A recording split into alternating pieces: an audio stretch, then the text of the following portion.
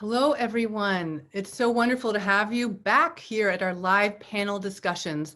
We are in the track 9, which is the multidisciplinary team, myofunctional therapy, and clinical care. We have an assembly of leaders in many different disciplines who really walk the walk when it comes to collaboration.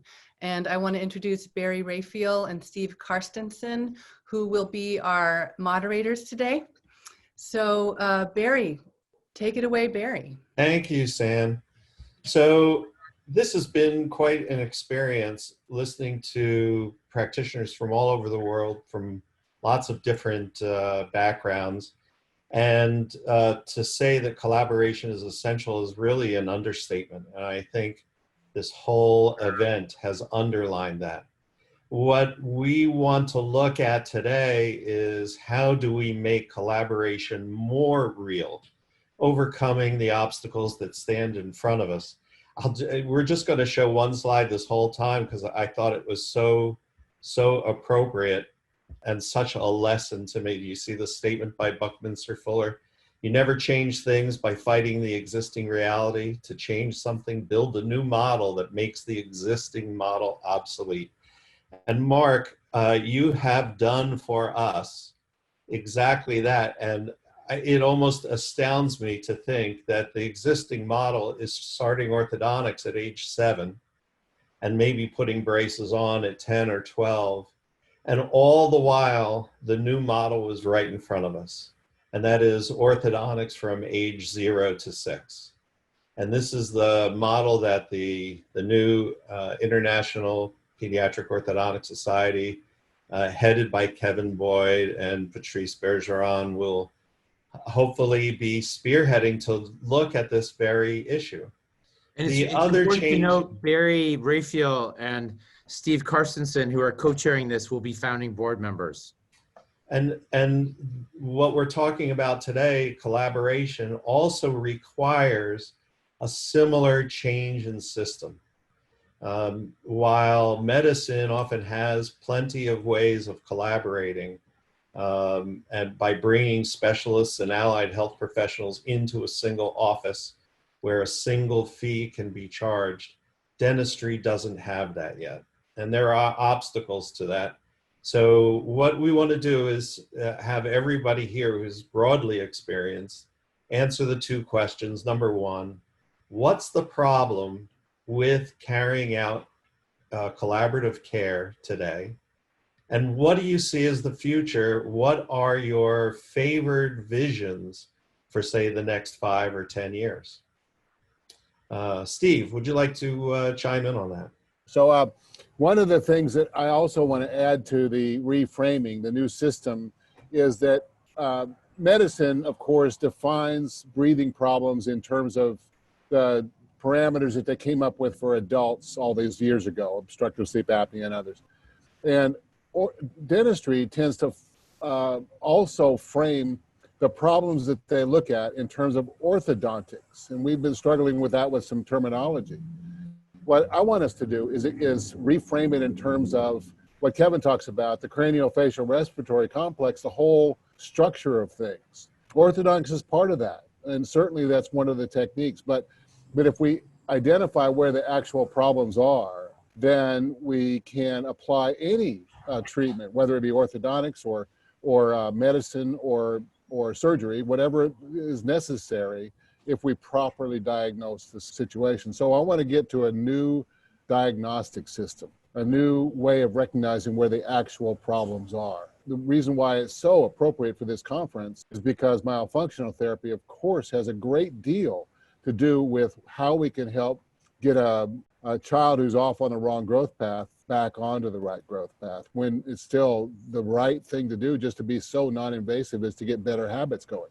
And as opposed to waiting like medicine wants us to do, or even orthodontics wants to do, like you said. Great, thank you. So I'm going to go in order of the squares on my screen. I guess that'll help me not miss anybody. And apparently everybody's screen has different square orders. But for me, the next is Mark Cruz. Mark is a interdisciplinary practitioner from Southern California. and a good friend of mine. Mark, you want to answer those questions? Nothing like drawing the short straw right off the bat, being the first one. Well, I'll try to dedicate a minute to each of the questions. So I think the problem is largely in the West, where our healthcare is very hyper-specialized and siloed. So the problem is the system to begin with.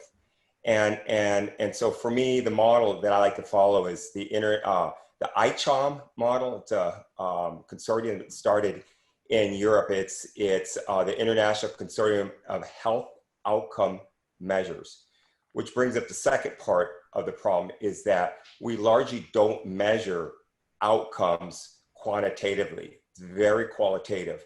And I think to have general agreement, we have to have outcome measures that we can measure beyond subjective. It's not to say that qualitative is not important. In fact, it's very important, but we need to integrate those two things. So I think it's essentially, when you understand that, transcends dentistry. It goes across dentistry, medicine, allied health. And so that speaks to the other problem having to do with interdisciplinary communication. So I think the solution is to be able to have an electron health record of some sort that's more universal. Medicine's been grappling with this now for about 20 years. But to have one that dentists can be comfortable with, they've been very reticent up to this point to really embrace that. And of course, it'll bring our allied health professionals closer to us in being able to collaborate with them. So I think being able to have that, and so I the last 12 years or so, I've been working on that, and we're very close to providing that. Rick, I know, will talk a little bit about that. He spent a good part of his career doing that, and that's how we've partnered.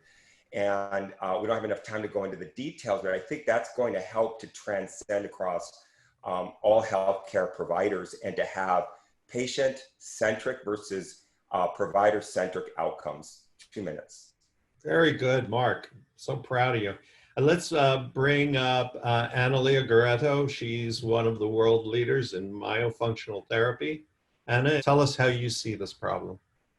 Thank you for inviting me to this Congress. I appreciate too much the invitation. Well, I think that the team, the multidisciplinary team, is very important. That is why I asked two persons of Argentina, Dr. Alejo Biorcati, ENT, and Dr. Gabriela De Vicino, orthodontist, to share with me the lecture, because I think that the team must be real, as you said before, and we have to talk the same language and to understand what the other person is saying. Because, for example, nowadays it's impossible to see the patients all together, but if we can know what is the evaluation of the other members of the team and what is the diagnosis, the oral myofunctional therapists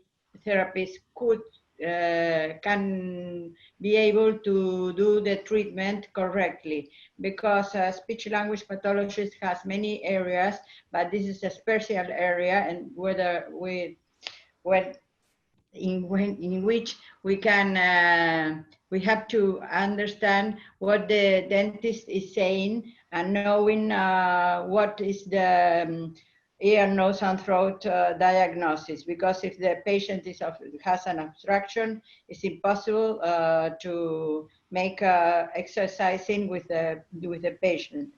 And it's different if the patient has a facial biotype, a different facial biotype, or class more are different to another one to make the treatment. I don't understand I don't know if you understand what I'm trying to mean in English.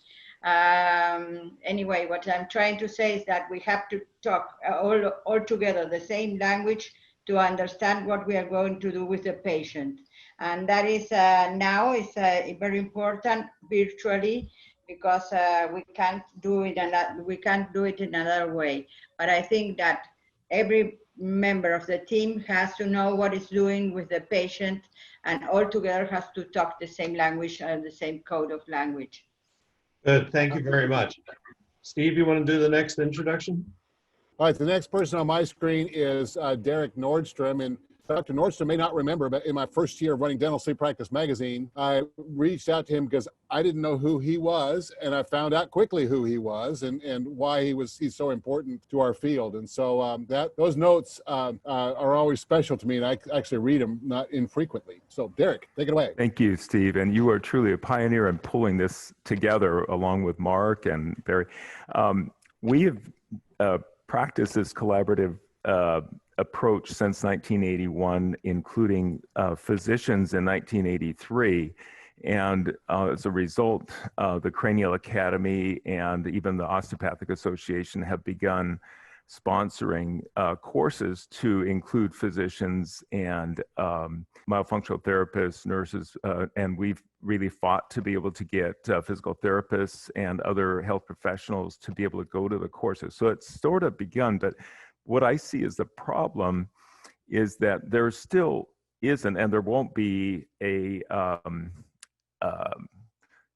agreement for quite a while because we're growing so fast in our understanding. So it's a little bit premature to try to come up with too many standards.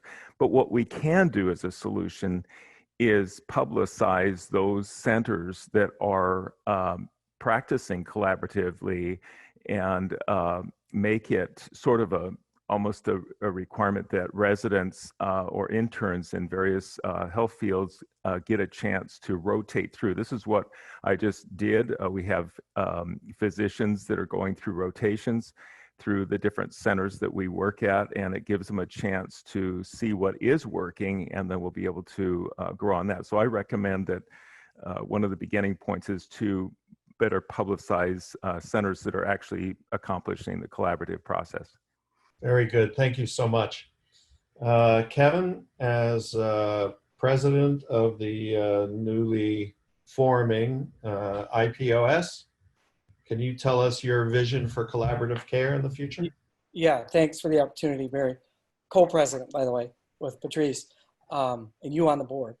But anyway, we have an identity crisis. We in dentistry have an identity crisis, and it's of our own doing. Okay, and Steve and I have been working on something with the, the Endeavor Collaborative, but the identity stems from the fact that oral health, the list of components of what constitute oral health, sleep and airway hygiene is not on that list, and that is going to be a priority of the new, Pediatric International Society. What happens because of that is that physicians think that we fill teeth and we take care of gum disease, which we do, and we do very well. So I say a solution would be for us to always, at least in the deal with pediatrics, deal with the pediatrician, the PCP. When you want to make a referral, don't do it directly unless you have to. Sometimes, depending on where you're located, you have to do it directly. But give the professional courtesy to the pediatrician or family physician to help you. And that's another way of letting them know, hey, I do more than fill teeth. I'm a sleep medicine consultant at two tertiary care hospitals. And most of them really appreciate it. I have a form letter, dear primary care physician, that I would share with anybody, that I share all the time. This is how I communicate, and this is how I let my physician brethren and speech pathologists, myofunctional therapists know that I do more than fill cavities. That's it. Okay. Rick Brobley was in dental school the year behind me at Baylor, and it didn't take long for all of us in the school to know who was going to be like the top student. So, when your book came out, Rick, it was amazing because that was interdisciplinary from the get-go, and that's how you've always practiced. So, looking forward to hearing what you have to say too. Well, thanks, Steve. I am proud of you and what you've done, especially with the ADA, and I'm proud to be part of this group. I'm really glad that I jumped in, especially with Mark and Barry. We're doing some amazing things. But where I want to jump in is where Mark left off, and that is I think from the get-go, the way all our structure is in collaboration is incorrect. Everything is provider-centric instead of patient-centric. Provider-centric is how all our EHRs are built and everything, and it is so a doctor or a group of doctors can treat a patient. Where a patient-centric record and approach is all about the patient. Why is it that every patient we see, everybody starts over on? We need to have a common approach, like Mark says, so we get all the right data that we can compare afterwards and go through as a team and have all the records in one place that's accessible by anybody in HIPAA compliant. So we'll talk a lot about that. As far as what other things I'm excited about is, for the first 20 years of my career, I was like most orthodontists when I was a structure guy, and I still am a structure guy. But I can't tell you how much my philosophy's changed when I started really figuring out what function and behavior was the root of all this, even with my TMD patients. And so I've changed radically. But where I think it's important going forward is the structure, which is important. We got to change it so that the function and behavior can follow. We need to break it down into fundamental components that we know not only the boundaries of what we can and can't do, but we have tools to treat almost every specific aspect if the team knows that. And it's all about being on the same common platform. And so I'm really excited about this, and I'm thrilled to be part of it. Thank you very much. Thank you, Rick. The second person to influence me the most once I learned that orthodontics was not just about the teeth was Joy Muller. She had a conversation with me that had alerted me to the breadth of this problem. And I'm very proud to introduce Joy. Thank you very much, Barry. My takeaways from this, first of all, is what is the problem? Well, in the United States, I can talk about the problem is there is no one profession that has actually taken over myofunctional therapy. Speech pathologists in the schools are not being taught this. Dental hygienists are not being taught this. Physical therapists are not being taught this. Dentists are not being taught this. How can we expect them to champion this profession with a postgraduate training?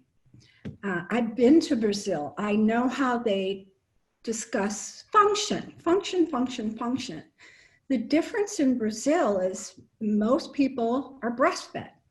Most people look at the children differently than what we do here with the baby food and everything else. So in order to do this a solution, I feel, at least in the United States and in other countries as well, because I've been to many, many countries teaching this, the solution would be a gradual introduction to a profession of its own called myofunctional therapy.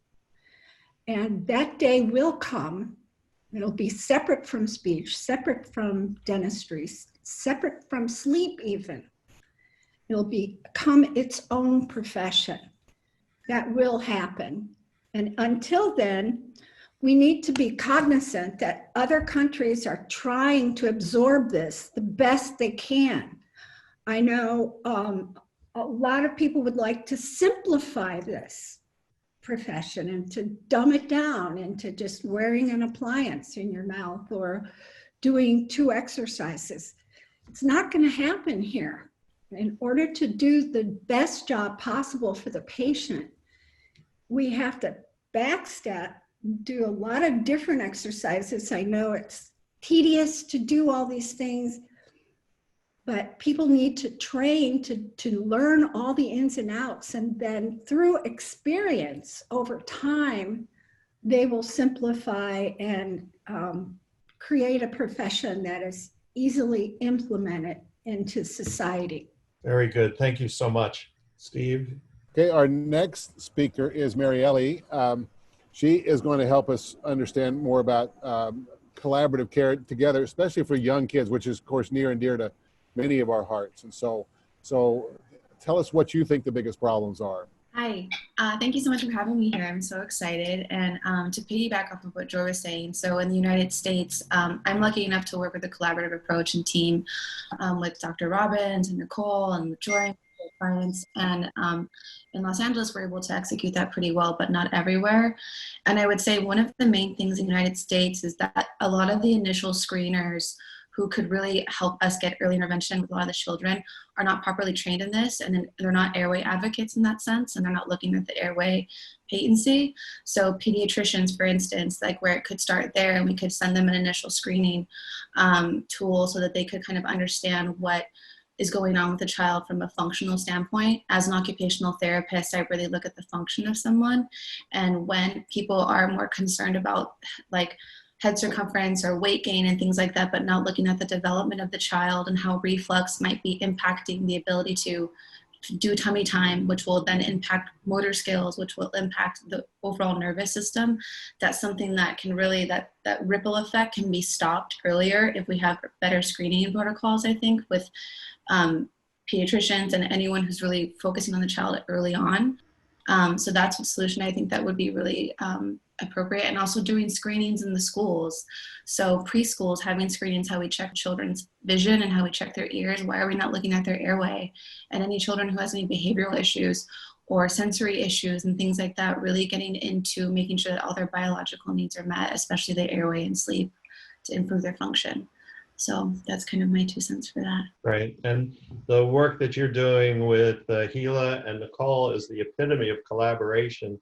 And let's bring your partners on to finish your point of view. Gila, as the pediatric dentist in this triad, tell us about your experience with the collaboration and where you think it really needs to go. What are we missing so far? Thank you so much for allowing me to be a part of this collaborative team. So many of my mentors and dear friends are here today having this discussion. So shout out to pretty much every single one of you, really. I agree with everything that everyone is saying here. What I want to bring up is when we talk about the tongue is foreign in the sense that when you think about specialties, who is the specialist over the tongue? What specialty owns that? Think about it. It's actually the unifying anatomy of our body that unifies all of our professions. And this is a major reason why we have to all work together and collaboratively on this.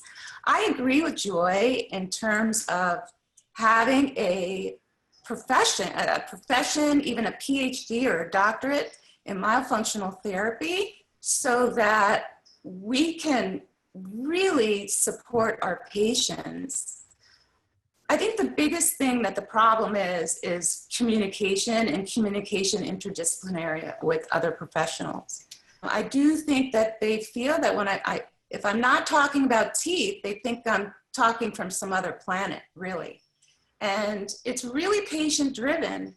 What I found is when they see results and that their patients are getting better and healthy, it sparks them and they become interested. So I think Kevin's point about sending letters to the pediatricians, sending out information and getting them involved is really important. I would say initially I tried to do that, but then they would kind of shut me down. But as we progressed and got our team together and worked together, they're much more on board. I also found that even in pediatrics, with pediatricians, there are developmental pediatricians. So you have your pediatricians where kids are just going for their well visits, or they're going because they're sick, but then you have a subdivision of developmental pediatricians that are dealing with children that have a lot of underlying issues. And that is a group of pediatricians that I really went and outreach to them to share what we have to contribute and what we can do to help these patients. So that's pretty much what I have to add, but I agree with everyone on this panel. I think we all have something that we can contribute to make it grow and spread. But I do feel that communication amongst different professionals and healthcare professionals, and I do feel that it's going to be patient driven, getting patient voices out there so that when their voices are heard, then their doctors hear it, and then they find avenues on how to help their patients. Yeah. Listen, we've learned from James Nestor that we're all pulmonauts, and we're learning from you that we're all linguologists. So speaking of linguologists, Nicole, you're the third on the team, the myofunctional therapist. Why don't you tell us a little bit about how you're seeing collaboration? I'm honored to be with so many people here. Like Hila said, and I thank all of you for taking time and caring enough to be here and really acknowledge what Steve said at the beginning. And I think everything we do is really predicated on hypnosis and getting children back on that right path. And I think this is how I look at the problem, or how I try to address it as a language pathologist. Working with children, I recognize that they get one childhood. You know, it's not 2 and it's not 3. And so where we start with families and getting that proper diagnosis is what is going to help build an entire team, because from that point then we have to understand who are our team players, who's in our community, and what are their skill sets that are unique and individualized to the needs of that child. I agree with Mark that what we do is patient-centric. And I think from a therapist's perspective, when we get families and patients and we can really help them see the connections to functions, that's when it starts clicking. And we don't have a lot if we don't have patient buy-in. And when you start to connect to functions and the impact to their daily lives, from what we know from the impairments to the craniofacial respiratory complex, those impacts to daily life can just run the whole gamut, and it can be a lot. So I think it's having that communication on the value of functions we're seeing impacted, how we bridge team members in our communities, and really understanding everyone's skills so that we know who's not just the best fit for their specializations, who just might have the temperament to handle a certain patient and family. And I think within our teams is front and center, and getting on the same page and being able to convey some of the same messages, because they get confused when they see 5 or 6 different people. I think the clarity of our communication to families and is really important. And I think that's all I have to say on that. I could probably talk longer, but I respect that everyone else has some things they need to share, and I'm anxious to hear what other people have to say as well. Thank you, Barry. One thing I want to add about Nicole is that, you know, we know that she's passionate about this like the rest of us, because I see Nicole at all these meetings in every place. And so, so you're everywhere. So it's excellent. So additionally from Brazil, we have a leader from myofunctional therapy in Brazil. Pardon me if I pronounce Guilherme inappropriately, but we have somebody who's actually setting standards down there. So let's let her have this, her input here. Hi, thank you a lot for introducing me. I am so happy to stay here with this wonderful group of professionals. And it is a pleasure to talk about the multidisciplinary team. I have been working with patients presented with breathing, chewing, swallowing, speech and voice disorders, especially adults and elderlies. The interdisciplinarity is very, very important and necessary since the diagnosis until the end of the rehabilitation process. Working in the face-to-face care and also in the telepractice, as in this moment because of the problem that we are living. In the University of São Paulo, Campus Bauru, speech-language pathologists work together, not only with dentistries, physicians, physical therapists, nutritionists, psychologists, but also with translators, computer scientists, web designers, and other professionals who can add knowledge in order to improve the quality of care and the care access for patients presented with myofunctional disorders. But to work together, we have to know each other's. When one profession really enters in contact with another one, both are changed improving the comprehension about their practices. For example, I study a lot about dentistry, but not to work as a dental clinician, but to understand how can speech-language pathologists can help dental patients in each moment of the treatment. I hope that my experience can help everything to think about how we can change our practice in order to improve ourselves and to give the best for our patients. Thank you so much, Yedra. You've been a wonderful asset to the Congress, and we so appreciate your workshop where you're going over your protocols and always looking at the interdisciplinary nature of assessment and treatment. One of my colleagues and mentors, James Bronson, is here. Jimmy, along with Derek and Gavin, have been instrumental in teaching people the biomimetic techniques of ALF. Jim, how do you see interdisciplinary problems, and where would you like to see it go? Yeah, thank you. It's a pleasure to be here with you guys. Nice to see you, Barry, Kevin, Gila, Mark. I don't see Mark Muller, Samantha, Nicole. It's a great group, and it's very nice to have a chance to speak with you all. I think the biggest problem we have to deal with, and this transcends all of the discussions that have been going on yesterday and today, is lack of awareness. Lack of awareness with our peers and lack of awareness with the general population.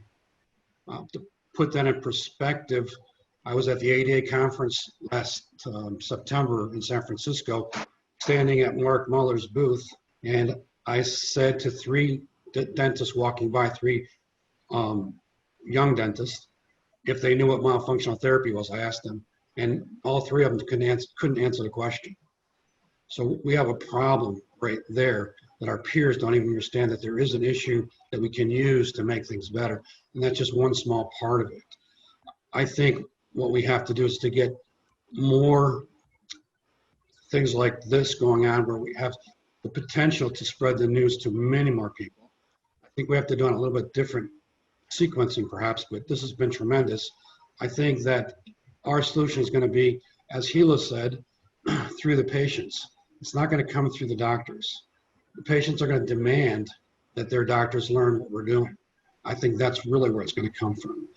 We have that opportunity, we have that knowledge, and I think what we have to do is put together workshops like this one, but gear it toward the holistic moms groups, gear it toward the groups that are really going to be out there and grab it and take it further, and they're going to demand that we have more practitioners participating in doing the work. So again, thank you very much. It's been a pleasure to listen to all you. Thank you so much. We're going to go back to Gabriella here. Gabriella, it's a pleasure to have you. You're part of these presentations.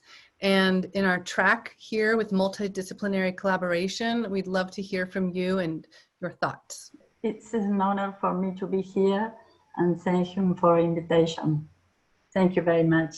Yes, I encourage you all to review Dr. Da Vinci's work. It's in our on-demand platform, and you can reference that for a very long time. So that's part of what we're doing this weekend, is to bring these speakers and to bring them into another forum so that you can connect these thoughts with the speakers and then review their actual presentation. Barry? So next, let's hear from Deanna Grande. In Spain, there is also interdisciplinary work in many places. In addition to my work as a speech therapist in private practice, I have been working in an orthodontic practice for 17 years, and I teach at the School of Dentistry. Since 2016, in a sleep medicine team. I think that interdisciplinary work is possible, is very, very necessary to do the formation of the professionals, speech therapists, in area of dentistry, and dentistries in the area of myofunctional therapy. We collaborate since, I don't know, 2006, elaborate protocols, interdisciplinary protocols for screening. They are very interesting because these protocols facilitate more the detection and the guide to the patient, to the evaluation, to the assessment. Is very interesting. Thank you, Deanna. It really is special to have voices from all over the world and learning from each other. It's really what I think is moving the needle as we get our languages and concepts shared and assessment and treatment tools. I just want to say it's been pretty amazing. We have 27 countries represented in the AAMS 5th Congress. So it's pretty great. Barry, did you want to? We go just for 3 more minutes, right? Mm-hmm. Yeah. And there's a way for you to raise your hands if you feel like you still have something that you want to say under participants. Just raise your hand for me. Just to wrap it up, the methods that we use to collaborate with each other, both in terms of our techniques and our communications and our locations, are tools that we need to really work on in these next 10 years. I would love to see facilities that have the multidisciplinary faculties on them where patients can come in and get a complete assessment, have the work properly triaged step by step, and then be treated in the most optimal way. My dream is to see that come true. I know there are obstacles in terms of professional licensure and ownership rules and fee sharing and fee splitting rules that have their place. So there's no doubt about it, but also have to be overcome if we're going to be able to maximize the kind of care that we want. Mark, you have your hand up. Comment, so the thing that ties us all together is something that at some level we all have blind spots with, in that our orthodoxies, the way we're trained to think about it, kind of gets in the way of our communication. I'll just use the example. If you look in the medical literature as how they define the genie glossus, its number one job is, number one, it's an airway dilator muscle. We're not taught that in dental school. We're taught that it's wet and gets in the way. I mean, if you're a speech pathologist, maybe you're really focusing more on speech and deglutition. Those are secondary and tertiary functions moment to moment. So what keeps us alive is that airway dilator muscle that must be coordinated with the diaphragm. So that all ties us together, including the sleep position. So just something to think about, how maybe we could start talking about the tongue differently. And Joy, I know you had something you wanted to add to that. I just wanted to give a shout out to Christian Guilherme as one of my heroes that listened to me, and Dr. Mew, and with his mewing, which has positive things and sometimes people think not so positive, but as far as educating the public, it has been amazing. And my hat's off to you, Samantha and Mark, for bringing this together in such a professional way. It's beyond anything I've ever dreamt of. I just can't say I'm so proud of you. Well, you are a little biased, but I'll thank you. I wanted to just open it up for any closing statements. This panel is quite the compilation of minds, and it's more than a village, it's the globe. We're looking at the globe. The only continent that is not represented in our Congress is Africa. So we, we're not there yet, and we definitely need to reach out and bring more voices into the arena to bridge countries, modalities, awareness. And I just wanted to add one thing is that, everyone here is inspiring each other. And again, the patients are what we're working for, and their voices that are heard. It is a new bridge of opening that element to bring our communities into that arena. And I really want to say thank you to the people who instigated that and the development of the Patient Voices Forum. Before we close off here, we have a kickoff ceremony, and I mean that because September is just around the corner, and it actually is full of other content, events, lectures that are still coming into our arena. So the Congress is really opening, and now we have a collection of material and content that we can share and learn from. So please join us in 13 minutes for the opening ceremony. And if you're able to throw on a little black tie, and Steve, if you want to just, we have virtual backgrounds that we can share, and I really do encourage us, come back. It's the same link. For those of you out there, I want to encourage you. This is just getting started. Many initiatives that have really started here in the Congress and before are really going to find more momentum and more trajectories of opportunity to share. So thank you again, Barry. Thank you so much, Steve Carstensen, for your contributions, and everyone here who is really a leader in their discipline, and we are in gratitude. So thank you again. Thanks, Sam. Bye.